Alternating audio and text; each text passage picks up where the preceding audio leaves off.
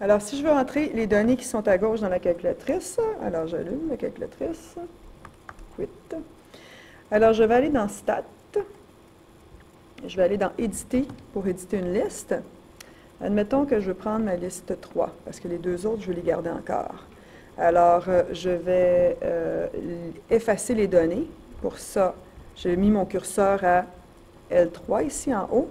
Et pour effacer, je fais Clear, Enter. Et là, ça part. Et là, je peux entrer mes données. Si je ne veux pas entrer des fréquences, je sais 90 rentre 3 fois, alors je vais le rentrer 3 fois. 10, 90. Ensuite, 45 une fois. Ensuite, 75 deux fois. Ensuite, 80 deux fois. Ensuite, 92 deux fois. Et 65 une fois, de même que 98 une fois. Alors voilà.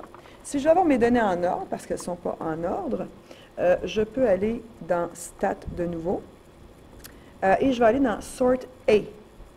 Alors, je vais assortir mes données. Je vais plutôt les mettre en ordre. Alors, je fais Enter. Et moi, c'est mon L3. Alors, je vais aller... Le L3, c'est le bleu au-dessus du 3. Donc, Second. Vous, c'est jaune. L3.